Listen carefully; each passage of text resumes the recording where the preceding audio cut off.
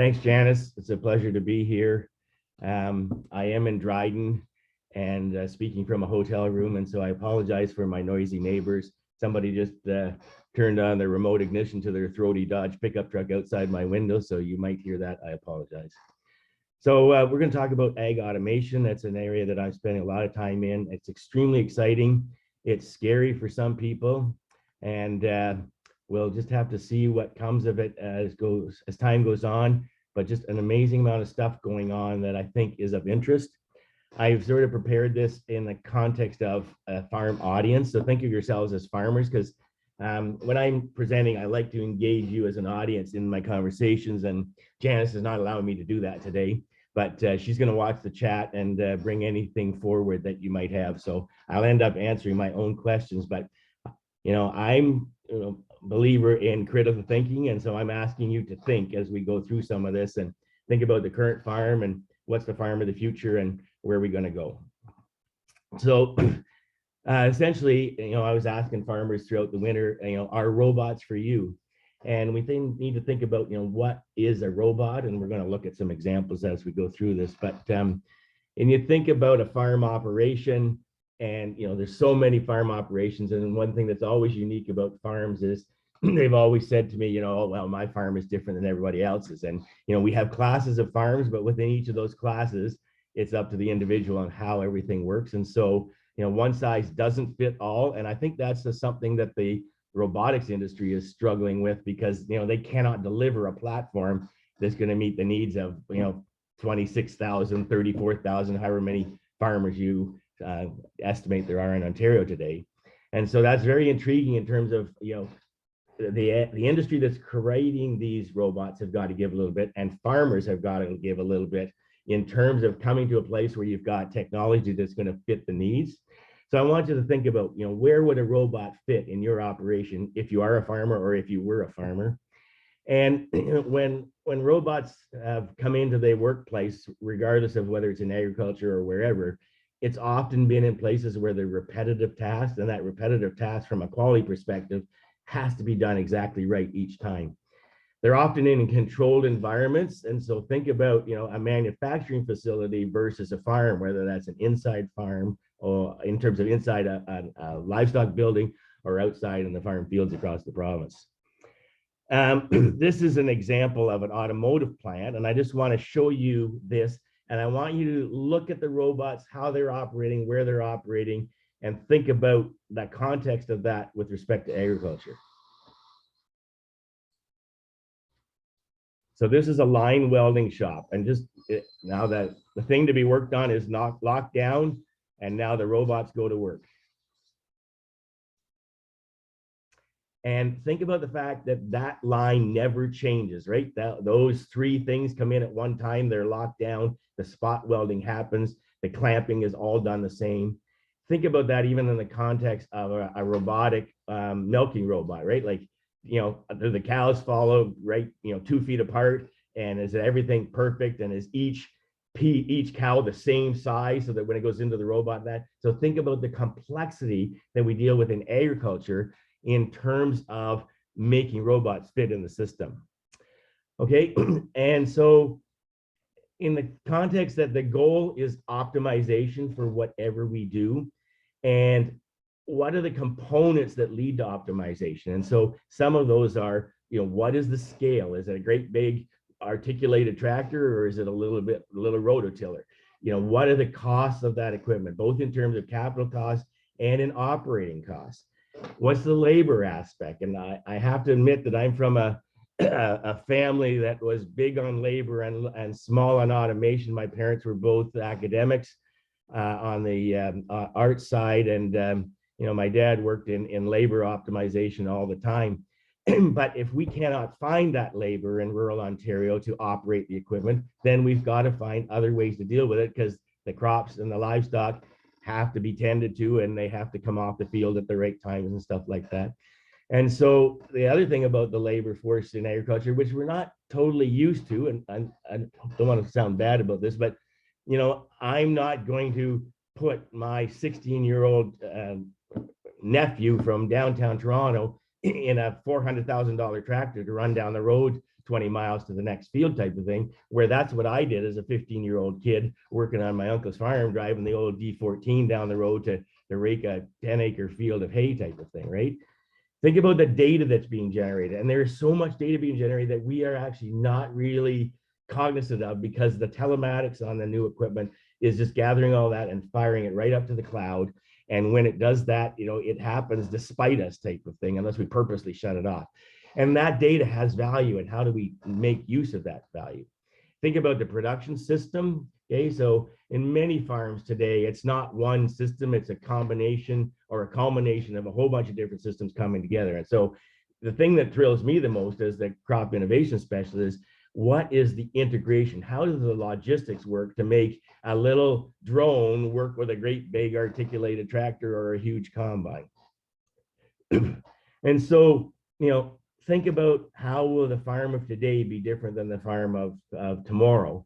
And I came from one of the biggest classes in OAC history, and anybody that could go home to farm did go home to farm, because it was the early 80s and the interest rates and that had killed people and the jobs were really difficult. And so people went home. And as I query my classmates about, do they have a next generation ready to take over that farm? I can't find more than about 10% of those kids that I went to school with whose family is going to continue those farms. So huge changes in the farms coming forward. And so how does optimization lead into that, right? So think about what comes first. And this is a statement that we make to a lot of the people that are putting robots forward, because they are mostly from the defense industry, the space industry, the automation industry. They don't understand the complexity of working in a dynamic ecosystem, which is what farming is, right? And so I think that's really important to think about. And so oftentimes the vendor of robotics is coming to us saying, I have a solution. And we ask them, what is the problem that you're trying to solve? And they don't know that. And I'm going to talk about the hub a little bit later, but the whole point of our AgRobotics Hub is to create an environment of producers and industry people and academics and government people that can answer questions to industry people on, how do all the pieces of the puzzle fit together, and what pieces are you missing? Okay, so this goes back to about, let's say about 2004, and Cam Wewell was speaking at the grain farmers a few years ago, and he was talking about disruptive change. And I just want to walk you through a couple of steps of disruptive change, because it's really important to think of where we were versus where we are today. And so what is disruptive change? And so does anybody remember what this thing is here? Anybody that grew up in the 50s and 60s, especially if they went to grandma and grandpa's house, probably remember this as the stereo system that ran across the whole length of the parlor in the old farmhouse type of thing. I'm going to date myself here, but this is essentially my stereo system at 355 Johnson Hall at the University of Guelph, Ontario Ag College in 1979 when I arrived. That was my stereo system. I was one of the first graduate students at the university to actually write my thesis on a computer, and that is not me, but that is essentially the PC that I wrote that on. And think about that 540 5.25-inch floppy drive and what we have now today, and the little USB keys and stuff like that. And it's amazing when I presented this to the students in the cropping systems course at Guelph last year, and amazing how many people didn't know what this was. This was my life as a kid, and I was getting chased off it all the time, and you just didn't talk to anybody like that. You went out the street and you played hockey and that type of thing. But look at what has replaced it, right? Sorry that didn't come through the way it is, but that's your typical iPhone. Now think about how the communications and entertainment industry has changed as a function of disruptive change that came to an industry that really wasn't prepared for it. And it was monumental in terms of that change. And that's what Cal Wewell said to the GFO audience that day is what happens when disruptive change comes to agriculture? Are we ready for it? Do we know where it would fit? And that's sort of where we are today, and some of the reason I'm doing the stuff that I'm doing. Okay, so now here's where you have to think. I want you to think about, are the current practices that we or you as farmers doing wrong? Are the current practices optimized? What is the ROI, not only of the new technology, and this is where I get frustrated because I have farmers challenge me all the time, well, what's the ROI? And, oh, I can't afford that. And my question back to them is, well, what's the ROI of the current tech that you're using? And I would say 90% of them can't answer that. And so that's an interesting thing. Are farmers buying based on the financial and the business aspects, or are they buying from an emotional perspective? And when you think about green tractors versus red tractors and these types of things, it's kind of interesting. And I could tell you, I could spend an hour with you talking about some of the arguments I've had with the banking industry in the last few years over this. So again, we have to do a critical analysis of the current state on our farms as we think about adopting new technologies, because research is all about, is there a difference, and is the difference large enough to make it worth making the change? And many times the new technology has, let's say in corn crop production, 1 or 2 bushels more. That's not worth in making the change of my current system, as long as I understand what the current system is costing me. And so in many cases, the purchase decision on farms comes down to, I just want it. The farm next door comes up for sale. Well, I can't let the other neighbor get it, so I'm going to buy it regardless, type of thing, right? And so that is going to be a difficult thing to do going forward as the price of things just gets out of whack. Okay. And the biggest thing that is sort of my ballywhack right now is taking this new tech and how does it integrate with the current fleet of equipment on a farm? Because what's there today is not disappearing tomorrow just because fancy new robots are being offered and the industry that's putting them forward to us wants us to buy them, right? Okay, and then the fundamental thing is there's no sense having a solution to a problem that doesn't exist. So we and those people that want to bring us technology have to be able to better define what are problems that might be able to address. Okay, so we're going to talk about robots now, and I want you to think about robots in 3 categories. There's passive robots that just sort of drop a cultivator and go, and that's all they do. They don't detect anything. They don't have any ability to do anything other than that one thing. Go down the row, do a cultivation, lift up at the end, turn around and come back and do the same thing. Active robots are interesting because they don't think, but they have movement programmed into them so they can do different things. And I'll show you some examples of that. The one that's both thrilling and scary is the AI deep learning adaptive type robots that actually learn. We keep feeding them knowledge and they learn and get better at what they're doing. And there's good and bad in everything, but does it concern me a little bit? Maybe a little bit, but some of the stuff that's available is just incredible where it's going. Think about the fact that robots are really brainless unless a human being, at least until the AI DL robots get into this sort of science fiction mode, they can't do anything unless they get programmed. And so I want you to think about some kid that you brought onto the farm to help do something for the summer and stuff like that. And you sort of gave them some training and then sent them out on their way to do something. And then you went back to look at the job and you go, son of a gun, that's not the way I would have done it. And I'm not happy about that. Is that the kid's fault? Or is that the fact that we didn't instruct them sufficiently to meet our expectation, right?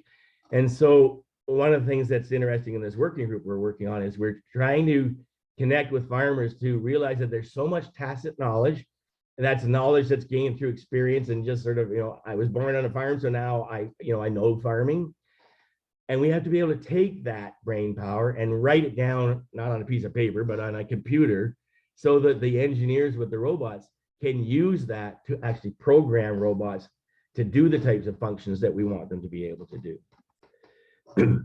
So again, they're dumb, but they can be trained as long as we can transcribe this sort of innate farmer intelligence into machine language. And so we as farmers have to get much better at explaining what we do and why we're doing it so that that can be programmed in, right? Okay, so now let's look at some robots, okay? And my first question to you is, does a robot have to look like a robot? And so before I change the slide here, I want you to think about a tractor from 19, let's say after the steam engine thing. So let's say in the 30s or 40s to a tractor today. And whether you're a farmer or somebody who works in agriculture, or Joe and Jane Public driving along the rural highways, and they see a 1940 tractor versus a 2004 or 2023 tractor, they still know it's a tractor, right? And so does farm equipment need to look like the way it does? We put huge amount of weight on combines, and I'll show you that in a minute, on a single axle that's carrying all that weight. How come we don't have tandem axles? And how come we don't have other types of designs of equipment, right? And so, this is going to change a lot with robotics. So, my question to you, is this a robot? There's a tractor and there's an implement, there's an operator driving, and there's two guys doing something on the back. Is this a robot? And I'd wait for an answer if we were together. But in fact, it is a robot. This is a robotic tomato planter. And so all the guys in the back are doing is putting the trays in front of them there. And then the robot takes over, pulls the plugs out, aligns them up, makes the insertion into the ground, packs it and everything, right? Many planters are robots. Almost every tractor is a robot. Anything with auto steer is a robot. And so the watch that I wear on my wrist is a robot, right? And so robots are everywhere. And so we have to not be scared of them, but we have to think about them in the context of what can they do for us? So, my next question is are you ready? And I want to talk about, adoption in the agriculture community. And this is the adoption of farm tractors over horses that started in the 1920s. And notice that even way out here in the, sorry about that, even way out here in the 70s, we still never made 100% adoption. And we still don't when you think of the Mennonite communities and other places. But the thing, when you think about how functional a tractor is versus a horse, it's amazing to see that took, over 40 years to happen, right? And so, boy, that's a long time for the adoption of something that now today, 95% of us would say, no brainer, you're going to farm with a tractor. And then I want to contrast that, excuse me, to Roundup Ready. And so I was in the ag chem industry in the 95 when that hit. And this is looking at the adoption of Roundup Ready seed technology, soybeans, cotton, and corn. And so, from 1990, 60, 80, up until about 2004, we saw well over 80% adoption and almost 100% adoption of Roundup Ready and soybeans. And you ask, well, how come the tractor, which is such an important part of the farm, took so long compared to this? And think about it. It's familiarity breeds contempt, or whatever you want to call it. Farmers had been using Roundup at $40 a liter to control quackgrass and other perennial weeds in their crop fields, but not during the cropping season because Roundup would kill the crops. But all of a sudden, a herbicide that everybody knew did really good things for them, and now was only going to cost them $10 an acre, and I could use it on my soybean fields where I was having tremendous trouble with weed control because there just wasn't an arsenal of products available. The adoption just happened lickety split. And so that is extremely intriguing, right? So, it's like cell phones today, right? I don't care whether you're a 15-year-old teenager or a 45-year-old adult. Somebody says you got to do without your phone for the next month, and you are not going to have anything of it, right? And so it's interesting how the adoption is a function of what it does for me and my knowledge of it in the near past or the long time past. Okay, so another question for you, and you can throw this to Janice, but I'm not going to be able to wait for it. Is I gave it away right there. What two farm sectors are most automated? And that really is the greenhouse and the dairy industry at the current time. And I'm going to show you a bit of examples about that. If you ever get an opportunity to go down to Leamington or Niagara and tour these greenhouses, take it. It's just absolutely phenomenal what you're going to see in terms of how those things operate now. And the thing that's so interesting is that it's an integrated system. And that's what's been the adoption rate in greenhouses and the dairy industry. So let's go and look at the dairy industry for a minute. And so what has happened in the dairy industry, and Lely takes, is deserved credit for what they've done. It's not just about the milking robot. It's not just about the other pieces. All of those individual pieces are put on the farms that may not have other pieces of it. What it is, though, is taking that knowledge and putting it in a way that has a very easy to use, pleasing interface for the farmers to use and make decisions with, right? So think about field crop agriculture now. And so I'm growing vegetables or I'm growing grains out in the field, right? Think about those environments. There's no walls out there. You're open to the elements. It's an extremely dynamic system that really never finds a balance point. Think back to that first little video I showed you on the production line of the car plant, right? Every single operation of that robot is the exact same 24/7, 365, right? That doesn't happen in agriculture. And so what does that mean in terms of the durability, the functionality, the integration, the logistics of the system? And we've struggled a lot over the years trying to figure out how do we not influence people, but give, as an extension agent, how do we give people the information that allows them to make decisions for their farm? And it flows from the concept of we generate data, it produces information, and that information is used to impart knowledge with decision tools, with just increased understanding and stuff. And so it's the complete system. And this is really what Lely has done, is they've completed the puzzle. Same thing in the greenhouse industry, versus the frustration with precision agriculture and some of the robotics in the outdoor environments where there's not a pleasing interface that brings all the different components together into one place to make it work. So what is the future of field work? Think about the tractors that are currently on your farm. Are they continue to be that size of tractor or bigger or maybe smaller? I've spent a lot of time working on soil compaction these days. Janice, you're going to have to keep me on time, okay? This is Brant's biggest grain buggy. This thing holds 2,500 bushels of grain. When it's fully weighted up, it's 94 tons that you're driving over a dynamic ecosystem. Essentially, think of some sumo wrestler, walking over your stomach, and is it going to hurt? Of course, it's going to hurt. Now, interesting enough, this monster thing with the big tracks it's got on it that are 42 by 140 or something like that. It's only delivering 16.4 psi per square inch. So that's pretty darn reasonable compared to some of the smaller but still big equipment that's out on today's farms the way it's configured. The problem is that I say to my farmer friends that I want to influence, say, okay, go and buy that. I understand it. You need the logistics. You got big crops coming out of the field. I got to get them out fast because I got to keep that combine that's costing me $1 million. I got to keep that combine running, right? But if you get into bad weather, my comment to them is, do you have to fill it? Can you just fill it part-time, or can you not fill on the go and meet the combine on the headlands and fill there for the couple of minutes it takes to unload the combine and not put that stress over the landscape? A manure spreader spreading manure on a farm field will track somewhere between 40 and 60% of that landscape.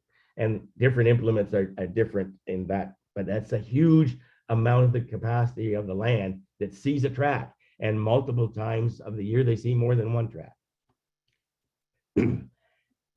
So this is again back to the compaction, and we've seen that tractors have got bigger since the 60s into the 2020s.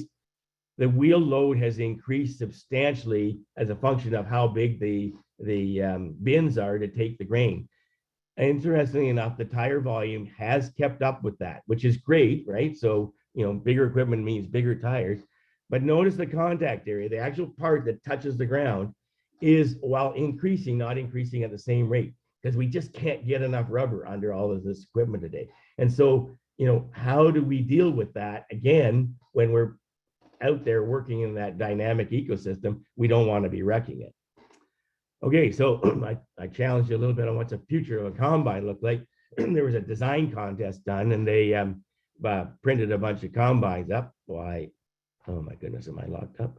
No, here we go. Okay, so People might remember the Tribine Combine that came out a few years ago. It's really not gone anywhere, but it was a completely different sort of design concept, even though it still looks like a combine. Well, here's another concept, right? It's a smaller combine, but it's longer, and all the weight is carried by much more rubber than it is on a standard combine. The one that intrigues me the most is this one, because it doesn't compact at all, other than the air holding the hydrofoil combine in the air. And so, is this real? No, but it's a concept that was put out in this design program, and that's pretty intriguing.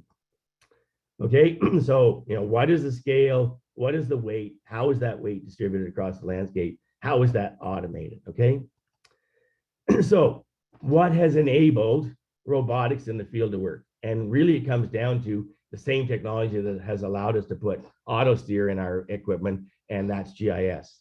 And so all of this sort of feeds back to the fact that we have these satellites running around, right? And so what about the future field work? What does automation look like out in the field, considering that we have a significant labor shortage?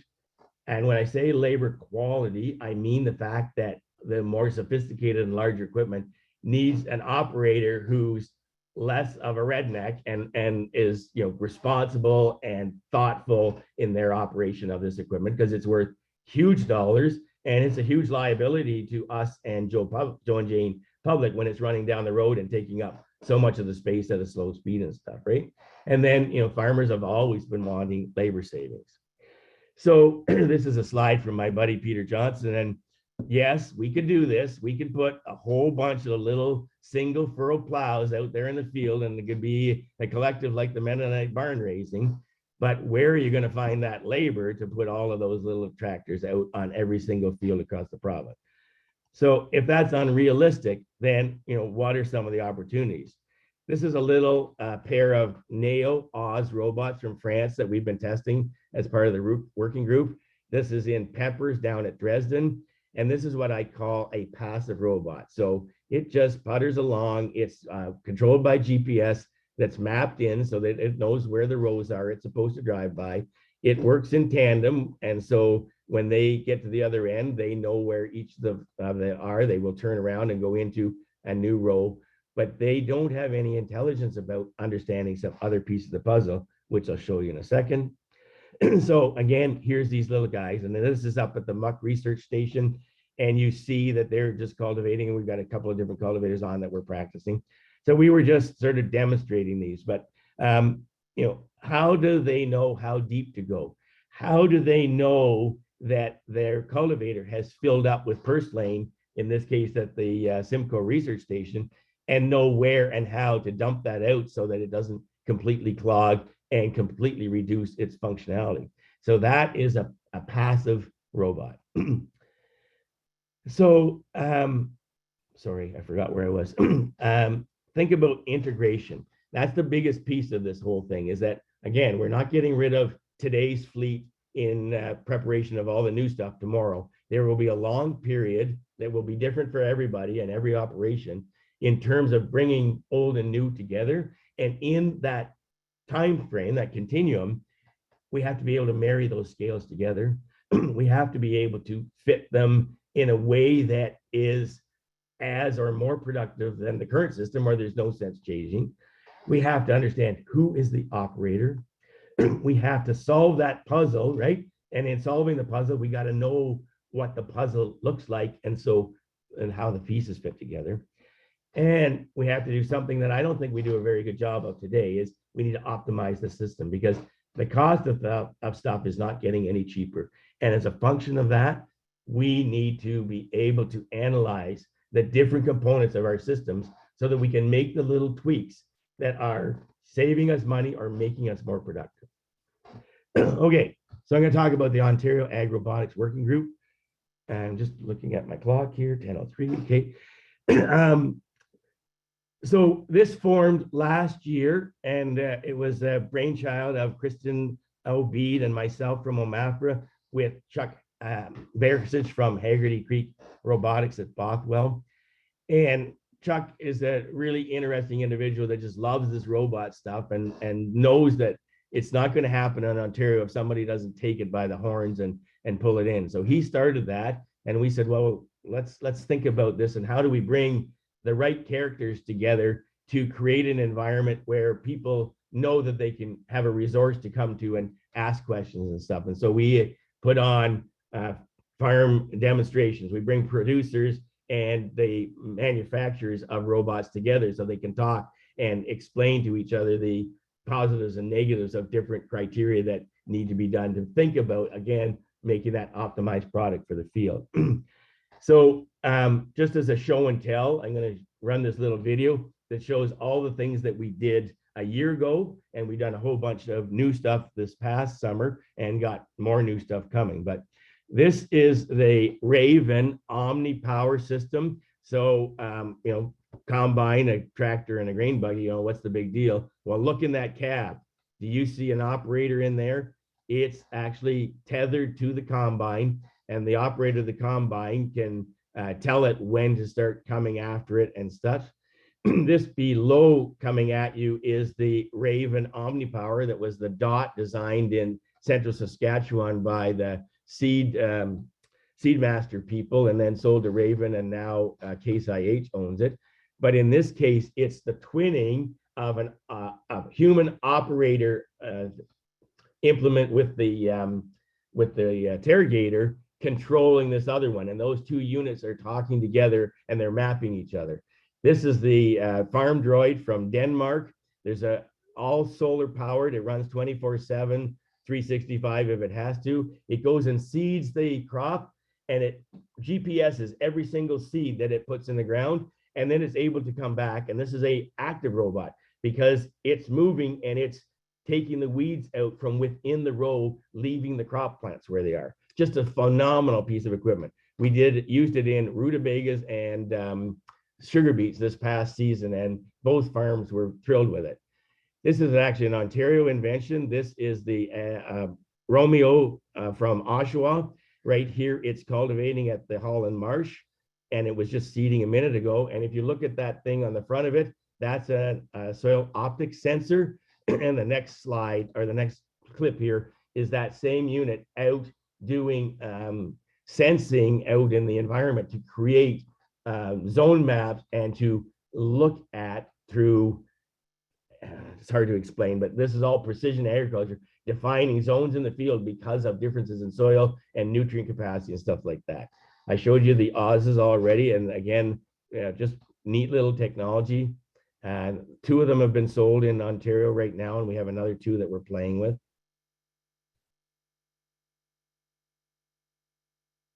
And they just putter along, and they can run, again, for a full charge. Now, these ones you have to charge up. That's a very interesting part. A lot of robotics is electric in nature, and the logistics isn't there yet to charge those things. This is from the same company. This is the Dino robot. We got it fall of the year before, and just played with it in a cover crop field at the marsh. And then last year we had it operating in carrots, seeding again at the marsh. And so we're just learning how to use it and all the stuff that you need to do to make it operate. Okay, this is a neat one. This is from Quebec. It's a Canadian company, and this is called the GOAT. And you see those arms moving underneath it? There's cameras in there, and it's been fed all kinds of imagery about what weeds look like in carrot fields. And those cameras look for those weeds and start pulling it out. And so this, again, is an active robot because it's using intelligence to operate in the field and where. This is a drone seeding cover crops at Haggerty Creek in the fall of 21. And you'll see in a minute, it's raining out there. The ground is wet. You'll see as it goes along. You'd never be able to plant that. And so, here's a way into the system that Mother Nature has always blocked because you can't put a tractor on wet ground. Well, maybe you just go over the top of the crop. And the next one is moving us into sort of technologies that we haven't looked at in our own hands, but that are extremely intriguing. Not sure if you can see the seeds coming out of that or not, but again, it's programmed where to go and stuff. Here's a good example of the logistics problem, though, is that that thing will fly for 7 minutes, then it has to come back, and a human operator has to change the battery and fill it back up. That's not going to work, right? What's the difference between that and conventional ways? This is John Deere's, one of their concepts that they're looking at. And you can have wheels or tracks on this power unit, and it's gyroscopic. So even with just two wheels, it can still operate by itself. It's phenomenal. I'll show you something at the very end here that sort of highlights how the gyroscopic stuff works. But just, my goodness, intriguing. And so you just program that thing and send it out. Now, the problem with this sort of unmanned stuff is how do you get it to the fields and stuff, right? And so regulatory wise and stuff like that, the companies and the governments around the world are struggling with this concept of letting this stuff loose. I've never been a big fan of irrigation. I always think, you know, we gotta have rainfall to feed crops. But here's an interesting system. This is from the 360 Yield people, and they've done a tremendous amount of smart marketing with wide drops and different things. And so this is a robotic irrigator, and it runs out from this cable and puts down 1/2 inch of rain right against the row. Then it comes back and puts another 1/2 inch and then moves on to the next row. And so you could put an acre-inch of rain on every week or every 2 weeks and get yourself past those really tough weeks when you're approaching pollination and it's been dry in a cornfield type of thing. So, you know, what does that do in terms of things? This is one that really intrigues me. This is the Nexat. This is in Ukraine a couple of years ago, but we actually have 2 of them in North America working in South Dakota this past fall for harvesting. That unit is 65 feet wide between the tracks. That sprayer is 230 foot wide boom. The thing snaps in and out. It's like a Lego set, and you can combine and till and seed and harvest and spray. And so in the soil compaction concept and controlled traffic farming, I'm only going to put a footprint on every 65 feet. And so think about all that ground between those 2 sets of tracks that are never touched by a piece of equipment again, relative to the compaction aspect, the productivity aspects of that. It's quite intriguing. And I showed you that.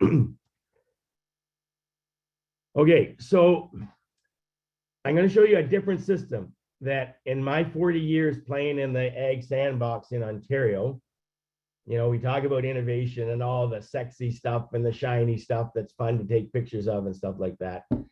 But, you know, I'm going to show you a system that in my 40 years is the neatest thing that I've ever seen. And yet it is so simple. And, you know, pointing out that there's lots of innovation that happens as a function of current and even past equipment. And I remember back to the spring of '83 in the last cropping systems class at Guelph, and Terry Daynard was our professor before he went off to the Ontario Corn Producers to be their executive director at that time. And he said to us, he says, I'm sure you enjoyed the last 2 years of your studies here much more than the first 2. And the first 2 were where you did your basic maths and chemistries and biologies and physicses. And the last 2 were sort of building the systems, right? And that's the art and science of farming. So the science doesn't work without the art, and the art and the change that happens each generation or whatever is those sciences, the principles stay the same, but the permutations and combinations of how you put them together is what makes the innovation. And that's that you can't really have farming without the combination of that art and science. So this is Lawrence Hogan and Steve Howard at Listwell, and they have created a biostrip till system. And I'm just going to show you some pictures that I got in with them 2 years ago during COVID, and I spent all summer following them around. And this is quite a system. So it starts after wheat harvest, and they're extremely conscientious about wheat harvest. They have a combine that's much bigger and more sophisticated than they need, because they need, you know, optimal residue management out the back of that combine. Then they come in with this, drill that's like 30 or 35 years old, and they've added this sulfur box to the back of it so they can put 2 different mixes into that field. And so they plant what's called a wheel row and a corn row. And they plant that as soon as they can get on after they've taken the hay off. And no ground gets cultivated in this whole farm. It's no-till, but with a twist. And so through the course of the fall, those two different mixtures of species, the ones that are in the corn row are ones that will die out over winter, and the ones that are in the wheel track row are perennials, or things like rye and vetches and stuff like that. They will bring nutrients and that will be alive in the spring. And they go right into winter and they leave that standing, come back next spring, and they use this gizmo from Quebec. And this is, so this is just two sets of row cleaners that are stacked one behind the other. And they just push that through the field using about 0.6 liters of fuel an acre type of thing. 16 rows, a 45-year-old 90 horsepower tractor. And they just putter along at about 6-8 kilometers an hour and push the residue out of the way. And you can see by that, it's not perfect, but it's, you know, from an optimization perspective, it's good enough to then be able to come in and plant the crop. And when you look between the rows there, where the corn row is planted, is that any different than what it looks like on a cornfield that's been fully cultivated all spring long and planted into? And the zone where that crop is needing to grow is as good or better than anything from any other system that's used out there. And then, you know, they spread a herbicide program, they kill the overwintering cover crops, and it grows away, and they come in and combine it, and they in Huron County, they're above county average for all of their crops, and they're in North Huron compared to all of the you know, better yields to the south and that, and they're right in there with everybody else. And so, you know, new and shiny and expensive isn't necessarily the only way that we can get innovation. And I wanted to point that out because all the new stuff that we're doing is incredibly exciting, but let's not forget about the fact that the art and science means that we can use the old stuff in different ways and be as productive. So Janice, that's what I have for you this morning. Thank you, Ian. Lots of attendee love for you in the chat, for folks enjoying your presentation today and always enjoying your presentations.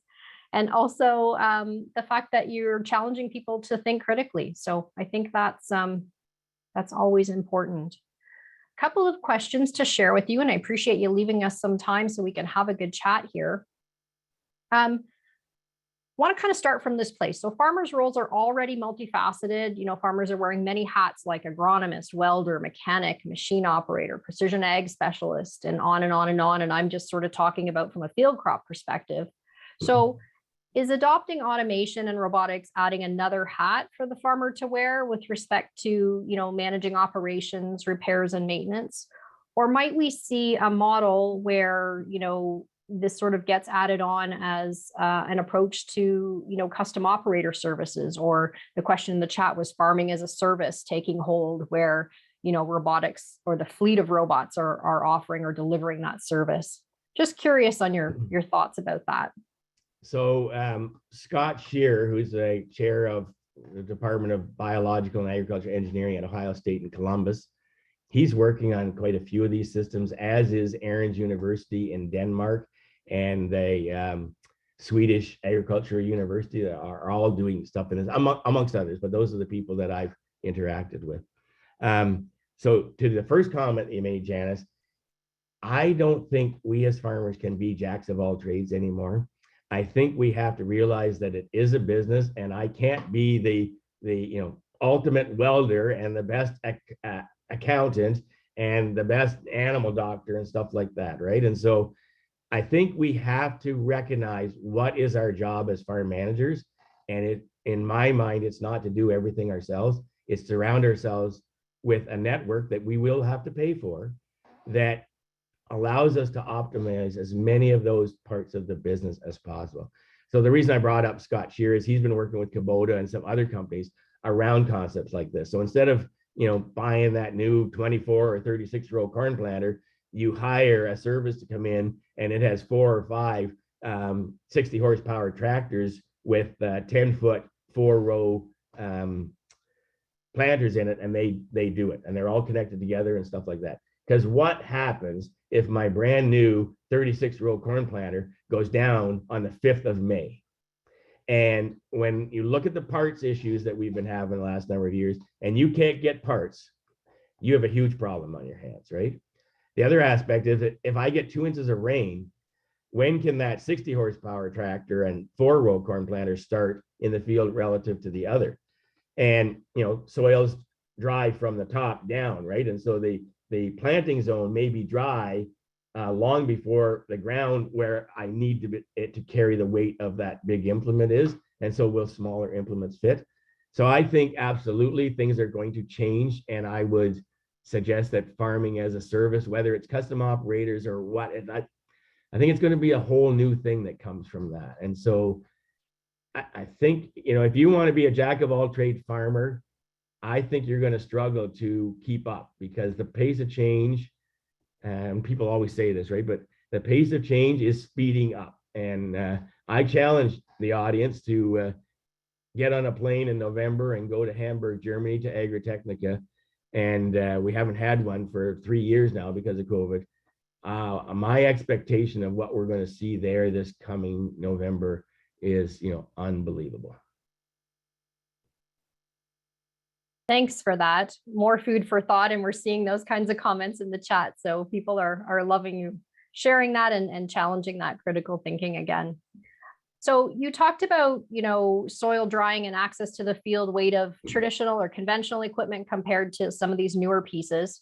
So there is a question in the chat, and this kind of relates because you brought up those topics, but it's really a compaction based question. So is GPS controlled traffic a good option to minimize overall compaction, or is a little bit of compaction all over more manageable in the longer term in a field crop operation? And I know you spent a lot of time working with the compaction team, which is why I'm throwing this one at you. So back in November, I did a thing with Jody DeJong Hughes from Minnesota State with the Real Ag people. And I said at the time, we need t-shirts in agriculture, and they have to have a great big yellow question mark on the front, black t-shirt with a big yellow question mark, and on the back in big bold letters, "It depends!" exclamation mark, right? Because again, this dynamic environment that we work in, it's really hard to say that. That question asked to me 5 years ago, I would have had a much easier answer. I think the aspect of the central tire inflation systems is a real game changer in terms of technology that will let us do what we've been doing with less harm to the ground, right? It's just a phenomenal what those systems can do. And I get so frustrated with my farmers that I talk to about it. Oh, that's too expensive type of thing, right? And they've spent 700, 800,000 on a new self-propelled sprayer, and they got skinny tires on it that have to be at high PSI because they have to run down the road from one field to the next. And they pull into the field and they just beat the crap out of their field because it can't take those skinny tires with high pressure. And that compaction or that central tire inflation system can do that. I really like controlled traffic farming. The problem with controlled traffic farming is that our current fleet of equipment on farms is really hard to match up, and you end up matching up at a very small distance, right? Like really you want to be at a 40-foot center or something like that. Well, how do you line up the combine and the buggy and have a spout long enough to drop it into the buggy that's 40 feet away, really, And so yes, controlled farming works. It's got its challenges. Do I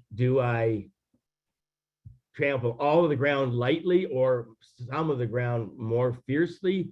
That's a function of a whole bunch of things: soil type, soil moisture, what's my crop rotation, how resilient is that soil? And again, you kind of have to analyze that on a farm by farm, field by field basis. I'm sorry, but I just can't generalize there. No, you shared a lot, and I think that was helpful. Thank you for that. Want to chat a little bit about challenges. So a couple of comments about, how will slow rural internet and connectivity issues limit, adoption of automation or implementation of robotics in the field, and kind of going along with that in a challenge sense, what might we be up against in the whole right to repair conversation around adopting these technologies? Generally speaking, I don't want you to not trying to put you on the spot to I'm go a into the technical weeds on guy, that. not a policy guy, right? Fair enough. Yep. Is it an issue? Absolutely. But there's lots of issues still facing us, right? Like, you know, there's companies out there that have had sort of technology that have allowed tractors to operate autonomously out in the farm fields today across North America. And it's really not for sale. I'd say that they probably had it for 8 years, because we had one of those company guys at FarmSmart several years ago talking about their experiments in Florida and in the orchard and stuff like that. But they've been afraid to deploy it because of the liability issues, especially from the litigious aspect of operating in the American environment, right? And so, you know, there's those practical, thoughtful things that, you know, a group of smart people have to come down and figure out what are the regulations around moving this stuff on roads and even in the fields, letting it run. In Denmark, when FarmDroid first deployed the FarmDroid robot, their farmers just could not let that thing go all night long because they were scared they'd come out the next morning and all of the crop would have been pulled out by the weeding robot type of thing, right? And they finally, the company, I can't remember exactly, but they had to pay them to go to sleep and just leave it so that they could come out the next morning and see that no, all the plants were still standing in place, but the weeds were gone type of thing. And so there's that confidence thing that has to be built into the system too, right? But the rural internet, it is an issue, but it's solvable. I think we're going to see a lot more satellite feed to stuff in the future. And, you know, you look at Africa and stuff like that, there's no poles and stuff like that. It's all being done by big towers and satellites, right? And so once we can get the economics to put that in, the other question is how many satellites can you put up in the atmosphere and not have them colliding together and stuff. But I think that's all technology that's in the works that will solve those problems. But is it painful today? Yes, there's no doubt about it. Fair enough.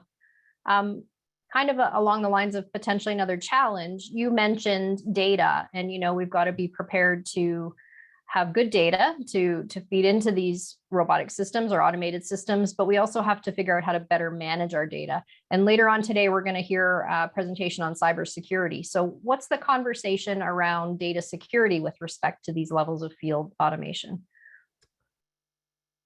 Yeah, boy, you're asking me some tough questions, Janice. Oh, I thought they weren't so hard. Sorry. Yeah, no, there's a lot of thoughtfulness that has to go into the responses there, right? Like, because, and this goes back to my applied research coordinator days, and, you know, I'm traveling with Soil and Crop up here, and we've been having all kinds of discussions about that. And you do research, or you do anything that generates a number, and it's going to generate a number. The thing is that, you know, I, as a scientist, right, I have to have confidence that that number is defendable. And so how do I get that confidence? Well, I get it by repetition. I get it by looking for outliers. I get it by working with other people and creating networks so that I'm not the only one generating the data and these types of things. And so it's not a function of having data. It's a function of having data that you have faith in and that you're willing to stand behind. And and again, and Laley has an interesting YouTube video out there that sort of shows how this all came together on that dairy robotics stuff. And the end piece of that is an elegant, easy to use interface that helps farmers make decisions. And some people will be pissed at me, and people are always pissed at me anyway. But I don't see that we have that on the crop side. You're using all kinds of sensors that don't talk together. You're using different kinds of tools, both sophisticated and simple things like Excel and these types of things, pulling all this data together. And there's some guys that do it and do a great job of it, but most are contracting that out to a service provider to do that for them. You know, when are we going to have something that I can sit down on the computer like my niece can on the dairy farm and look at what has to be done based on the pictures that are being shown to me by the response, like by what the robot puts on the screen each morning, right? Yeah. I don't know if that's a month away or 10 years away. It's really, yeah, there's so much going on out there and it's not well integrated. It'll come, but it's just, it's painful. Yeah, well, as adopting anything new can Yeah. be, right? Opportunities and challenges at the same time. And also art and science coming together too, like you mentioned. Well, and I always say, right, I'm sort of a split personality. I'm an optimistic pessimist and a pessimistic optimist. You've got it all covered, so you can't go wrong. I do. Yeah, you can't catch me. So maybe one easier, lighter question just to sort of wrap up. And I apologize for challenging you. No, that's fine. That's fine. So you've presented lots of information, lots of opportunities. We've talked a little bit about the challenges. How does somebody get started in this space? Where do you go to start? Are there resources available? You know, how are you sharing, or how is the Ag Robotics Working Group sharing information with growers? How do we get folks more engaged in this space if they're interested in looking to get going and implementing something at the farm level?